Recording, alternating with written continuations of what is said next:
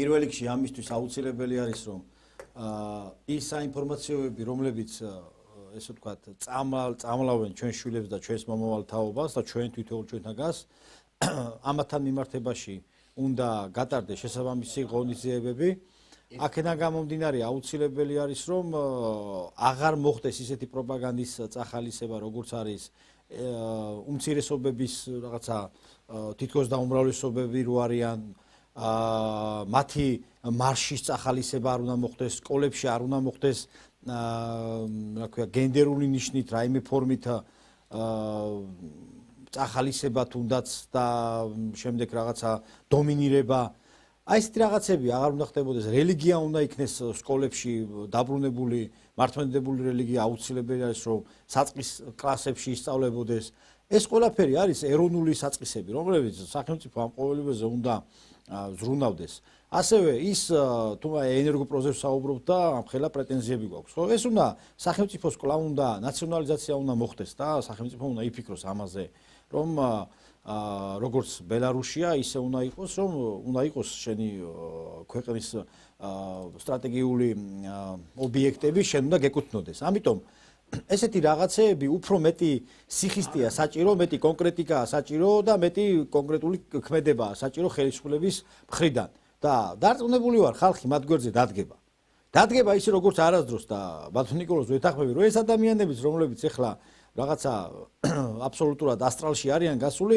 ეს ადამიანებიც დადგებიან ჩვენს გვერდით იმიტომ რომ ისინი დაინახავენ რომ ჩვენ ქვეყანა წიმიდის ისინი დაინახავენ რომ არანაირი რუსეთიზაცია და ეს რაღაცა მოგონილი ტერმინოლოგია რომლებიც აი ამ პროპაგანდისტულმა ტელევიზიებმა მოიგონეს ესე არ არის როგორ შეიძლება ქართველ კაცს ეძახო რომ რუსეთუმე აი როგორ შეიძლება ეს ხო წარმოუდგენელია ქართველი ყოველთვის იქნება ქართველი ყოველთვის იქნება კავკასიელი და არავითარ შემთხვევაში არ იქნება არც რუსი არც ევროპელი არც ამერიკელი ეს ხო ჩვენი ისტორიული გეოპოლიტიკური ესე ვთქვათ საწყისებია და საიდანაც მოვდივართ ესია და ესე იქნება ყოველთვის ეს ჩვენი ისტორია რაც არ უნდა მე ვიძახო რომ მაშასა და მე ევროპელი ვარ მეთქი როგორ ვიქნები ევროპელი როდესაც ჩემი გეოპოლიტიკური არეალი არ მაძლევს იმის შესაძლებლობას რომ მე ვთქვა რომ ვარ ევროპელი და თუ ვიტყვი რომ ევროპელი ვარ ვიტყუები და ვატყუებ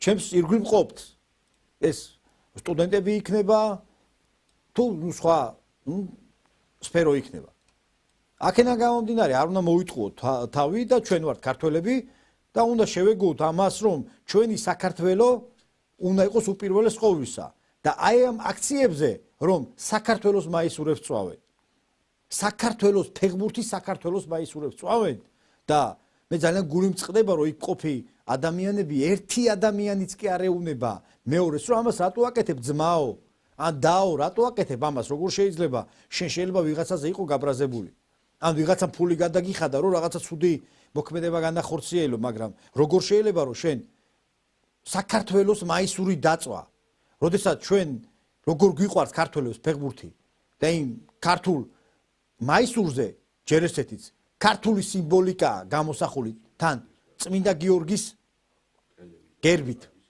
და ხომ შეიძლება რომ ესეთ საკითხებზე მეტად დაფიქრდეთ და მეტი ანალიზი გქონდეთ და თუ ესეთი რაღაცეები ხდება და ჩვენ ხმას არ ვიღებთ ესე იგი მაშინ ჩვენ ხომ თანამონაწილეები ვართ აი ამ სიბინძურით რაც ხდება აი ამ რუსთაველზე და აი ამ რუსთაველზე დგომამ ამ 20 დღის განმავლობაში ძალიან ბევრი პრობლემა გამოაჩინა ანუ მართლაც და გამოაჩინა რომ ჩვენი თუნდაც განათლების სისტემა ძალიან დიდი პრობლემებია განათლების სისტემას გამოაჩინა რომ ეგრეთ წოდებული NGO-ები ძალიან ძლიერები არიან და ვერაგები არიან და ეს ვერაგები უნდა გაიცრისონ და აღარ უნდა იყვნენ მათ აღარ უნდა მიეცეთ იმის შესაძლებლობა რომ ჩვენ ქვეყანაში მეტი და მეტი ფული ხარჯონ უცხო ქვეყნის ფული უცხო ქვეყნიდან მოტანილი ფული ხარჯონ იმიტომ რომ ესენი როცა უნდა თავიანთ პატრონებს ემსახურებიან და ჩვენ არ გვემსახურებიან ქართულ ხალხს როგორ შეიძლება საქართველოში ჩამოდიოდეს ევროპარლამენტარი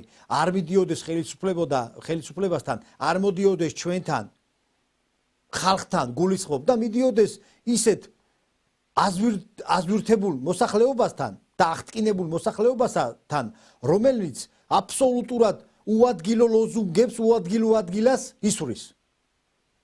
რა შუაში აქვს რუსეთუმე, რა შუაში აქვს რომ რაიმე ფორმით რომ ვიღაცა რუსეთთან მიდის.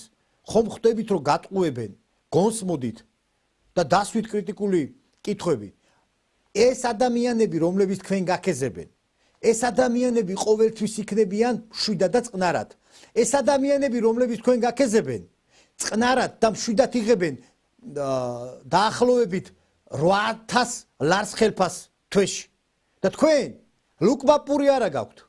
ლუკმაპური არა გაქვთ. და რასაკეთებთ? გეხართ აი ამ აქციებზე და ისევ მათ გასაძლიერებლად გეხართ.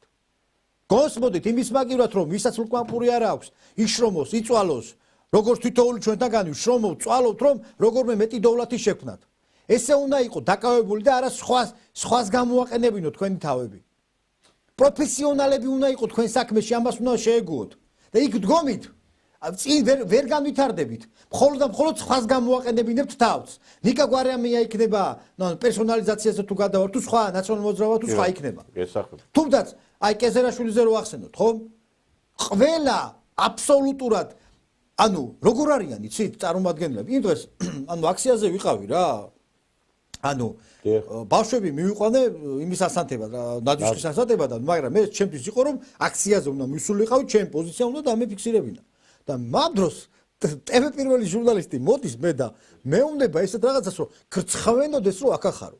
ჟურნალისტი. წარმოგიდგენი? ანუ ჟურნალისტის ფუნქცია რა არის? ანუ ობიექტურად გააშუქოს, მიუტანოს საზოგადოებას და ანახოს, მაგრამ ჟურნალისტები კი არა ხართ თქვენ. თქვენ ხართ მხარე, გესმის? მხარე ხართ თქვენ. თქვენი ობიექტურობა არ გაიშვას, რა ობიექტურობაზეა საუბარი? ჩვეულებრივი მხარე ხართ. თქვენ ხართ ქვეყნის მტრები ხართ, რომლებიც აი ესე აქეზეთ ამ ახალგაზრდებთ, აქეზებთ აი ამ შუღლს და გინდათ რომ ქართველმა ერთმანეთი დავჭამოთ. ამას ვთილობთ თქვენ. როგორ შეიძლება ჟურნალისტს კონდეს ეს განცდა, რომ ტევე პირველი ჟურნალისტი რა მნიშვნელობა აქვს სახელგვარს? ტევე პირველი ჟურნალისტი, ანუ ერთი და იგივე ტევე პირველი ჟურნალისტი, იცით რა უთხრა კოკა-კოლას მან დამფუძნებელმა ჭყონია? გამოვიდა და მე მინდაო შენო გიშვილო. და ეხლა წარმოგიდგენია, ბოდიშ და ხო და ყველაფერზე წავშვილებდიო მაგას. ხო და ანუ აქ მე იმის თქვა მინდა რომ ქართველი კაცი არასდროს არ დაკარგავს ღირსებას.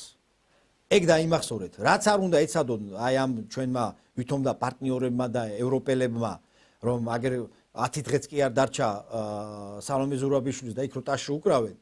კარგი იქნებოდათ აი ამ ტაშის დაკვრვის მაგივრად კრიტიკული კითხვები დაესვათ სალომე ზურაბიშვილისთვის და ეთქვათ რომ ვინა გირჩია შენ, ანუ ვის პარტიაში იყავი?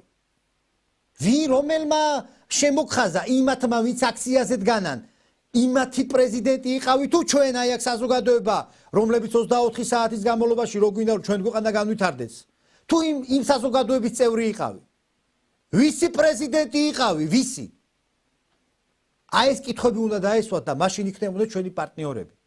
მაშინ იქნებოდა ნამდვილად ჩვენი ესე რომ ვთქვათ მოკავშირეები და არა ისე რომ არიციან და ტაშუკრავენ. ან უпростоრად ძალიან კარგად იციან და ტაშუკრავენ. ამიტომ არის რომ ყველაფერი არის ფარსი.